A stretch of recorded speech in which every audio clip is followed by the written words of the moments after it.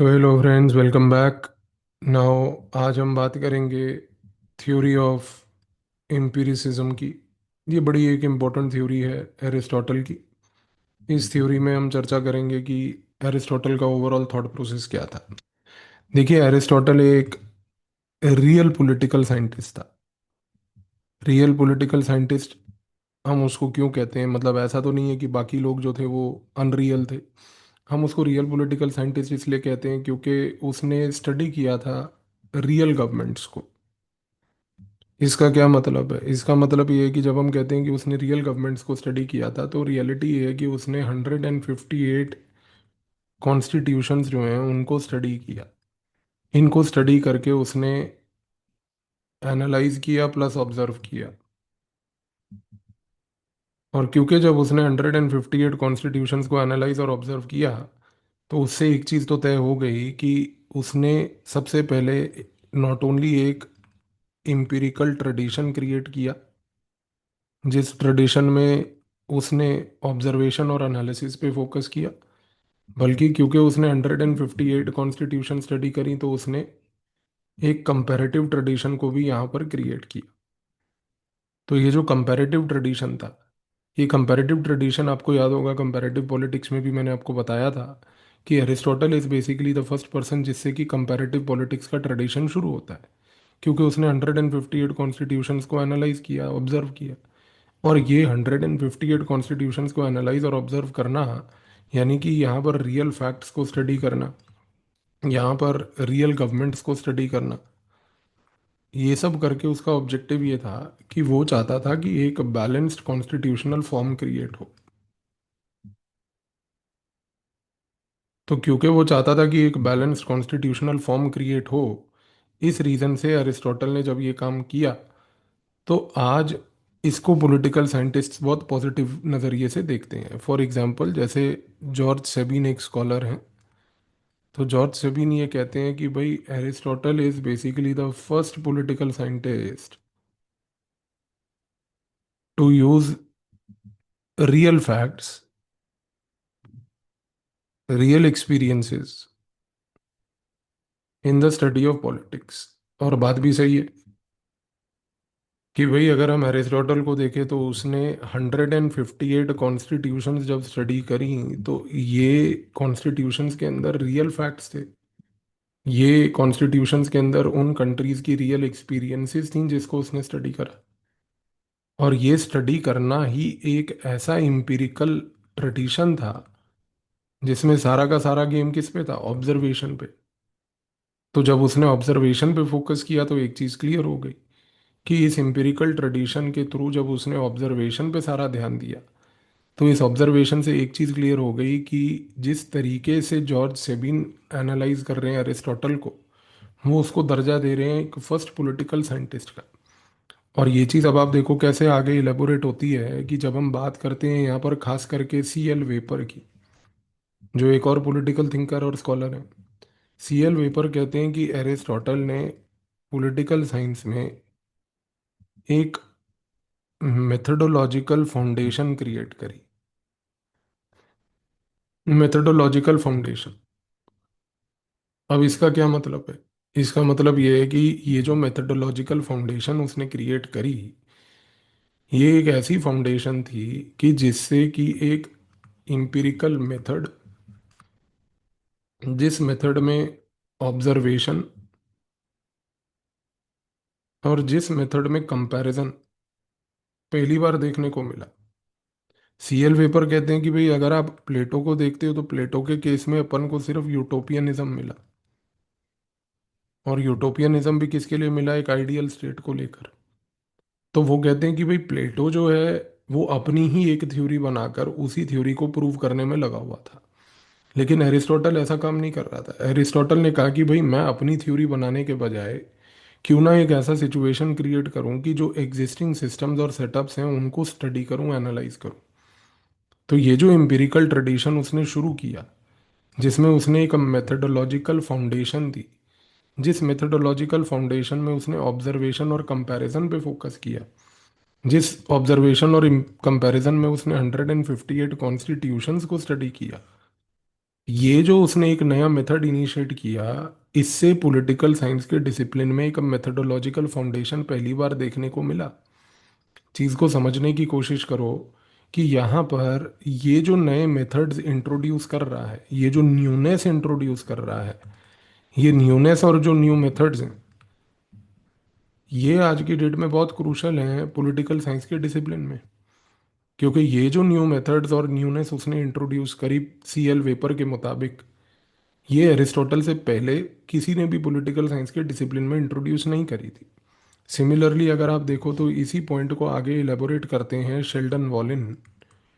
और Sheldon Wolin ये कहते हैं कि एरिस्टोटल ने क्रिएट किया what we call as constitutional empiricism.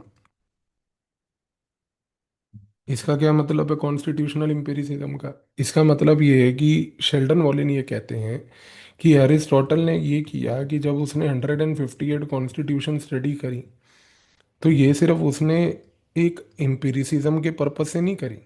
ये उसने इसलिए भी स्टडी करी क्योंकि इनसे वो चाहता था एक बैलेंस्ड कॉन्स्टिट्यूशन क्रिएट करना। ये जो बैलेंस्ड कॉन्स्टिट्यूशन क्रिएट करने की बात थी, ये थी कॉन्स्टिट्यूशनल एम्पिरिसिज्म। कि एक ऐसी कॉन्स्टिट्यूशन, बैलेंस्ड कॉन्स्टिट्यूशन क्रिएट हो जो कि एक एम्पिरिकल कॉन्स्टिट्यूशन है। और ये जो बैलेंस्ड एम्पिरिकल कॉन्स्टिट्यूशन है, ये तभी क्रिएट होगी जब आप एक प्रकार से empirical observation of real facts, real events करोगे। तो रियल फैक्ट्स, रियल इवेंट्स के ऑब्जर्वेशन से 158 कॉन्स्टिट्यूशंस को स्टडी करके जो एक बैलेंस्ड कॉन्स्टिट्यूशन का क्रिएशन यहाँ पर करने की कोशिश की गई, शेल्डन वॉल्डन के मुताबिक एक चीज़ तो क्लियर थी कि ये आज की डेट में एरिस्टोटल का एक बहुत बड़ा अचीवमेंट था। तो यहाँ पर अब हमारे पास ये चीज़ क्लियर हो रही है कि अगर हम एरिस्टोटल की बात करें तो जॉर्ज सेबीन हो, सीएल वेपर हो, या for that matter even Sheldon violin हो, इन तीनों के मुताबिक एरिस्टोटल ने एक एम्पिरिकल ट्रेडिशन, रियल इवेंट्स को स्टडी करना, रियल फैक्ट्स को स्टडी करना, इसके तहत एक ऐसा कंपैरेटिव मेथड क्रिएट करना कि जिससे कि पूरे के पूरे पॉलिटिकल साइंस में एक न्यू मेथडोलॉजी दिखी। और न्यू मेथडोलॉजी के साथ साथ कॉन्स्टिट्यूशनल एम्पिरिसिज्म दिखा। तो इस नज़रिए से अगर आप प्लेटो की थ्योरी ऑफ एम्पिरिसिज्म देखते हो, जिसमें सिर्फ थ्योरी ऑफ एम्पिरिसिज्म नहीं बल्कि स्कॉलरली एनालिसिस के थ्रू वो क्या अचीवमेंट्स दे रहा है, तो पिक्चर पूरी हमारे को यहाँ पर क्लियर हो जाती है। पर ये चीज़ यहाँ पर कंप्लीट नहीं होती, क्योंकि इससे आगे अपन बढ़ते हैं अब नेक्स्ट स्टेप। नेक्स्ट स्टेप ये है कि भाई एरिस्टोटल ने ये जो एम्पिरिकल मेथड क्रिएट किया, इस एम्पिरिकल मेथड का अल्टीमेट ऑब्जेक्टिव क्या था। तो इसको समझने के लिए हमें समझना पड़ेगा कि एरिस्टोटल ने एक बहुत इंपॉर्टेंट कॉन्सेप्ट दिया कॉल्ड टीलियोलॉजी। जो मेरे एथिक्स के स्टूडेंट्स हैं, खैर वो ये पॉइंट को समझेंगे, टीलियोलॉजी हम लोगों ने क्लास में पढ़ चुके हैं उसको। टीलियोलॉजी का क्या मतलब है जी यहाँ पर? टीलियोलॉजी का मतलब ये है कि एरिस्टोटल ने बोला कि everything in life has a purpose, and everything in life moves towards achieving that purpose, and that purpose where you try to move towards to achieve it is called teleology. तो एक simple logic में Aristotle क्या कह रहा है? Aristotle ये कह रहा है कि बस लाइफ जो है वो मीनिंगलेस नहीं होती। ऐसा नहीं है कि लाइफ में कोई मीनिंग नहीं है। इनफैक्ट वो कहता है कि लाइफ का एक पर्पस होता है, वो पर्पस को कहते हैं टीलियोलॉजी, पहली बात तो। और जो ये लाइफ का पर्पस होता है जिसको एरिस्टोटल कहता है टीलियोलॉजी, एरिस्टोटल बोलता है कि इसी चीज़ को अब आप आगे देखो। वो कहता है कि अब हम एक ह्यूमन की बात करते हैं। अब ह्यूमन भी जो है वो भी एक लाइफ जी रहा है, तो वो लाइफ जो है वो मीनिंगलेस लाइफ तो है नहीं। अगर वो लाइफ ह्यूमन जी रहा है और वो मीनिंगलेस लाइफ नहीं है, तो ह्यूमन भी अपनी लाइफ में एक पर्पस ढूंढ रहा है। पर्पस ढूंढ रहा है का मतलब एक चीज़ है कि भाई human is inspired by teleology. तो teleology is something that affects everybody.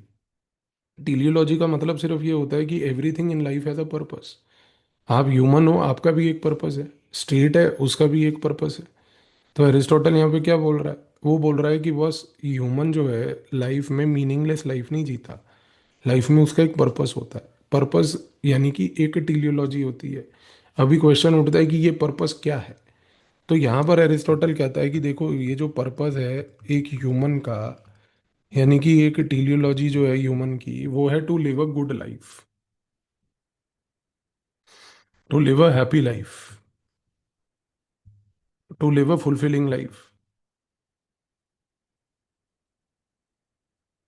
तो ये ह्यूमंस की टीलियोलॉजी है। तो एरिस्टोटल क्या बोल रहा है? एरिस्टोटल कह रहा है कि भाई हर ह्यूमन की एक टीलियोलॉजी है, और ये जो टीलियोलॉजी है that is to live a good life, happy life, fulfilling life, इसको एरिस्टोटल कहता है कि इसको बोला जाता है यूडाइमोनिया। ये चीज़ हमने एथिक्स की क्लास में भी एथिक्स के नज़रिए से पढ़ी थी, जब हम केस स्टडीज़ को भी सॉल्व करते हैं, और हमने केस स्टडीज़ में भी देखा था ये कैसे अप्लाई होता है। तो उस पार्ट पे हम नहीं जा रहे, बट यहाँ पर हम क्या बोलने की कोशिश कर रहे हैं कि एरिस्टोटल ने क्या बोला कि भाई हर एक ह्यूमन का लाइफ में एक पर्पस है। पर्पस ये है that is to live a good life. That means teleology affects everybody. Every human has a purpose in life. Human का पर्पस होता है to live a happy good fulfilling life. Happy good fulfilling life को उसने एक शब्द में combine करके बोला यूडाइमोनिया। यानी कि ह्यूमंस का जो पर्पस इन लाइफ है वो है यूडाइमोनिया। ह्यूमंस की जो टीलियोलॉजी है वो है यूडाइमोनिया। अब क्वेश्चन ये उठता है कि भाई ये अचीव कैसे होगा? तो ये यूडाइमोनिया अचीव होगा थ्रू पॉलिटिक्स। प्लेटो ये सॉरी एरिस्टोटल ये बोलता है। अब देखो प्लेटो के कॉन्टेक्स्ट में हम बात करें तो प्लेटो क्या बोलता है कि भाई फिलोसोफर किंग आएगा, फिलोसोफर किंग आके सोसाइटी में जस्टिस लाएगा, जस्टिस से सोसाइटी हार्मनी में रहेगी। ये फर्क है एरिस्टोटल और प्लेटो में। प्लेटो कह रहा है कि आपकी हैप्पीनेस आप नहीं ला सकते, कोई और लाके देगा, फिलोसोफर किंग लाके देगा। लेकिन एरिस्टोटल क्या बोल रहा है? वो कह रहा है कि बस पॉलिटिक्स का काम है यूडाइमोनिया को लेके आना। तो पॉलिटिक्स का काम क्या है कि वो एक ऐसी सोसाइटी क्रिएट करती है जहाँ पर जो ह्यूमंस हैं they can live a good life, they can live a good life, they can live a happy life, they can live a fulfilling life. तो पॉलिटिक्स का पर्पस है ये। पॉलिटिक्स का पर्पस है to basically create conditions for humans to achieve eudaimonia. इसी reason से वो क्या कहता है? वो कहता है कि भाई अगर हम पॉलिटिक्स को देखें इस नज़रिए से तो पॉलिटिक्स में भी एक टीलियोलॉजी है। पॉलिटिक्स की टीलियोलॉजी क्या है? पॉलिटिक्स की टीलियोलॉजी है टू अचीव अ ह्यूमंस के लिए happy life, good life, fulfilling life. Politics की टीलियोलॉजी क्या है? यूडाइमोनिया। अब पॉलिटिक्स ये यूडाइमोनिया अचीव कैसे करेगी? पहली बात तो जब पॉलिटिक्स कंस्ट्रक्ट होगी एक एथिकल कॉन्स्ट्रक्ट पे।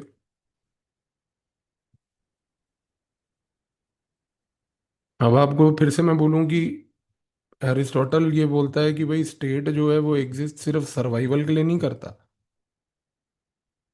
बल्कि वो अचीव करने के लिए एग्जिस्ट करता है, विच इज कॉल्ड यूडाइमोनिया। तो ये एक बहुत इंपॉर्टेंट पॉइंट है एरिस्टोटल के बारे में। एरिस्टोटल यहाँ पर क्या बोल रहा है? देखो एरिस्टोटल ये कह रहा है कि अगर ह्यूमंस का लाइफ में एक पर्पस है और वो पर्पस है टू अचीव यूडाइमोनिया, तो पॉलिटिक्स का भी एक पर्पस है, और वो पर्पस है to create conditions for eudaimonia. अब अगर पॉलिटिक्स का पर्पस है to create conditions for eudaimonia तो ये कैसे होगा? ये तब होगा कि जब पॉलिटिक्स इस तरीके से डिजाइन्ड होगी कि उसके डिजाइन में फोकस होगा एक एथिकल लिविंग का। अगर पॉलिटिक्स का डिजाइन ही फोकस कर रहा है सिर्फ सर्वाइवल इंश्योर करने के लिए, तो ये पॉलिटिक्स कभी एक एथिकल लिविंग से टीलियोलॉजी के तहत यूडाइमोनिया अचीव करने में मदद नहीं करेगी। तो इससे हमें क्या समझ आ रहा है? इससे हमें ये समझ आ रहा है कि एरिस्टोटल का जो पॉलिटिकल डिजाइन है, वो political design is not suited for ensuring state survival. Aristotle का political design is designed for teleology plus eudaimonia. तो एरिस्टोटल क्या चाह रहा है? एक ऐसा स्टेट हो जिसका एक पर्पस हो, और वो पर्पस ये हो कि वो ह्यूमंस को उनकी यूडाइमोनिया यानी कि एक हैप्पी गुड फुलफिलिंग लाइफ को अचीव करने में मदद करे। अब आप इस चीज़ को समझोगे कि अगर एरिस्टोटल के मुताबिक एक पॉलिटिकल डिज़ाइन ही ऐसा होना चाहिए जो टीलियोलॉजी की ओर और यूडाइमोनिया की ओर बढ़ रहा है, तो ये डिज़ाइन क्या इंश्योर करेगा? एक happy life, good life, fulfilling life. पर ये हैप्पी गुड और फुलफिलिंग लाइफ कब अचीव होगी? जब उसका पॉलिटिकल डिज़ाइन में पॉलिटिकल पार्टिसिपेशन होगी। तो अब आपको याद करो जो प्रीवियस लेक्चर में हमने बोला कि एरिस्टोटल के लिए सिविक एंगेजमेंट सबसे क्रूशल है, क्योंकि सिविक एंगेजमेंट और पॉलिटिकल पार्टिसिपेशन से क्या होगा? जो स्टेट का ओरिजिनल पर्पस है वो पर्पस अचीव हो पाएगा। अब इससे एक हमें अंडरस्टैंडिंग और क्या मिल रही है कि एरिस्टोटल सिर्फ पॉलिटिकल पार्टिसिपेशन नहीं चाहता, बल्कि अरिस्टोटल ये कहता है कि पॉलिटिकल पार्टिसिपेशन एक नेचुरल चीज है। यानी कि स्टेट एग्जिस्ट ही करता है मैन को एक फुलफिलिंग लाइफ देने के लिए। यानी कि स्टेट बना किस लिए? स्टेट बना इसलिए है क्योंकि वो इंश्योर करता है ऐसी कंडीशंस कि जिन कंडीशन से ह्यूमंस जो हैं एक टीलियोलॉजिकल पर्पस जो उनका है that is to basically achieve eudaimonia, that is to achieve a happy life, good life, fulfilling life, वो अचीव हो पाए। तो इस रीजन से ये कहना तो गलत नहीं होगा कि जो एरिस्टोटल है उसके लिए सिर्फ पॉलिटिकल पार्टिसिपेशन ही इम्पोर्टेंट नहीं है, बल्कि स्टेट उसके लिए एक इंस्टीट्यूशनल एक्सप्रेशन है जो बेसिकली मॉरल पोटेंशियल को अचीव करने में मदद करता है लोगों की। अगर हम ये पॉइंट बोलें तो आपको समझ आना चाहिए कि एरिस्टोटल के लिए स्टेट क्या है? एक इंस्टीट्यूशनल एक्सप्रेशन है। एक ऐसा इंस्टीट्यूशनल एक्सप्रेशन जो लोगों के मॉरल पोटेंशियल को अचीव करने में मदद करता है। और ये मॉरल पोटेंशियल कैसा? ऐसा मॉरल पोटेंशियल जिस मॉरल पोटेंशियल में happy life, good life, fulfilling life एक कोर फीचर है उसका। तो आई बिलीव ये चीज़ आपको क्लियर हो रही होगी कि भाई स्टेट यहाँ पर सिर्फ सर्वाइवल के लिए एग्जिस्ट नहीं कर रहा है। इसी से आपको समझ आएगा कि थ्योरी ऑफ स्टेट भी जो है एरिस्टोटल की वो किस नज़रिए की थ्योरी है कि स्टेट में उसका एक पर्पस है। पर्पस क्या है? टू इंश्योर कि लोग जो हैं अपने हैप्पी फुलफिलिंग गुड लाइफ को अचीव कर पाए। तो इसीलिए हम कहते हैं कि स्टेट यहाँ पर जो है लोगों को मॉरली ग्रो करने में मदद करता है। स्टेट लोगों को मॉरली ग्रो करने में मदद कैसे करेगा? एक ही तरीके से करेगा। वो तभी करेगा जब स्टेट इस तरीके से एग्जिस्ट करता हो कि यहाँ पर वो एक ऐसा पर्पस अचीव करने के लिए बना है which purpose is basically driven by political participation to achieve eudaimonia. तो इसी रीजन से अब आप देखो प्लेटो के लिए अगर स्टेट एक्सक्लूजनरी था तो एरिस्टोटल के लिए स्टेट इंक्लूजनरी है। क्यों? क्योंकि एरिस्टोटल के मुताबिक स्टेट में इंक्लूजनरी पैराडाइम कहाँ से आया? पार्टिसिपेशन से। पार्टिसिपेशन होगा तो लोग आएंगे, लोग आएंगे तो लोग जो है यहाँ पर आकर टीलियोलॉजी को अचीव कर पाएंगे। स्टेट वो कंडीशन क्रिएट करेगा जिससे यूडाइमोनिया अचीव हो। तो स्टेट अगर यूडाइमोनिया अचीव करने के लिए बना है तो स्टेट किस लिए बना है? स्टेट बना है मॉरल ग्रोथ के लिए। स्टेट बना है आदमी के मॉरल ग्रोथ के लिए। तो एक चीज तो क्लियर है कि एरिस्टोटल जो है वो स्टेट को एक बड़े नए नजरिए से देख रहा है। इसीलिए अगर हम देखें तो एक स्कॉलर हैं जिनका नाम है मैकिन। मैकिन क्या बोल रहे हैं? मैकिन बोल रहे हैं कि जो स्टेट है फॉर एरिस्टोटल वो कोई पॉलिटिकल पावर के लिए नहीं बना है, बल्कि वो बना है कैरेक्टर बिल्डिंग के लिए। वो बना है लीडरशिप के लिए। वो बना है मॉरल अपलिफ्टमेंट के लिए। और ये बात फैक्ट भी है कि स्टेट जो है मैकिन के हिसाब से अगर एरिस्टोटलियन स्टेट को देखें तो वो पॉलिटिकल पावर को कैप्चर करने के लिए नहीं बना है। वो बना है कैरेक्टर बिल्डिंग, लीडरशिप और मॉरल अपलिफ्टमेंट के लिए। और ये character building, leadership, moral upliftment कब होगा? जब स्टेट जो है उसका भी पर्पस क्लियर होगा। यानी कि स्टेट की जो है टीलियोलॉजी क्लियर होगी। और स्टेट की पर्पस प्लस टीलियोलॉजी क्या है? यूडाइमोनिया। स्टेट को यूडाइमोनिया अचीव करना ही करना है हर हालात में। इसी के साथ साथ अगर आप देखो तो मार्था नुसबॉम ने क्या बोला? मार्था नुसबॉम ने ये बात बोली कि भाई एरिस्टोटल के मुताबिक पॉलिटिकल इंस्टीट्यूशंस को अगर हमें इवेलुएट करना है तो उनका इवेलुएशन इस पे होना चाहिए कि वो ह्यूमंस को फ्लरिश करने के लिए कैसे कंडीशंस क्रिएट कर रहे हैं। और देखो ये कितनी इंपॉर्टेंट चीज़ है आज की डेट में कि ह्यूमंस को बेसिकली फ्लरिश करने के लिए वो कैसे कंडीशंस क्रिएट कर रहे हैं। और मार्था नुसबोम का ये पॉइंट अगर आप देखो तो यही चीज़ अमर्त्य सेन बोलता है। जो बच्चे इकोनॉमिक्स पढ़ रहे हैं मुझसे वो समझेंगे कैपेबिलिटी अप्रोच में भी। हमने क्लास में चर्चा करी है कैपेबिलिटी अप्रोच की। वो क्या है? वो यही है तो अमर्त्य सेन क्या अचीव करने के लिए बोल रहा है कि state must enhance the capabilities of people. Martha Nussbaum क्या बोल रही है कि स्टेट का इवैल्यूएशन भी उसी पैरामीटर पे करो कि वो ह्यूमंस को फ्लरिश करने के लिए कंडीशन कैसे क्रिएट कर रहा है। एक चीज तो क्लियर हो गई कि एरिस्टोटल के मुताबिक स्टेट जो है ना तो वो सर्वाइवल इंश्योर करने के लिए बना है, ना ही स्टेट जो है वो पावर कैप्चर करने के लिए बना है, ना ही स्टेट जो है वो पावर पॉलिटिक्स करने के लिए बना है,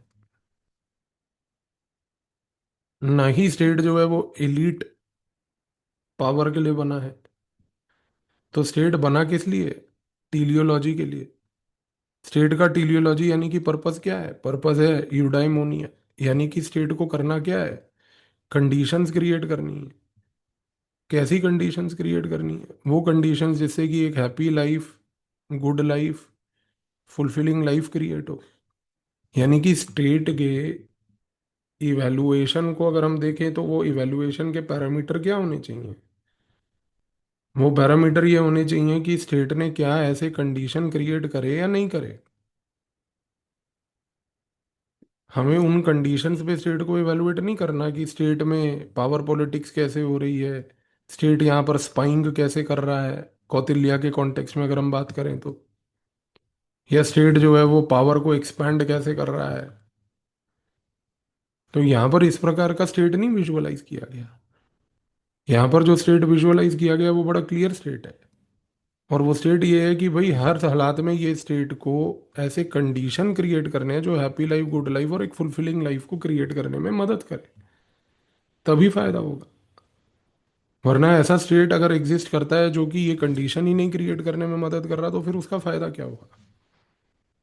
तो आई बिलीव कि अब आपको स्टेट का पर्पस, जो एरिस्टोटल ने समझाया कि सिर्फ स्टेट का एक पर्पस नहीं होता बल्कि स्टेट में रहने वाले हर ह्यूमन का एक पर्पस होता है, इस चीज को समझने की कोशिश करो कि यहाँ पर एरिस्टोटल जो है वो ह्यूमन से स्टेट पे जा रहा है।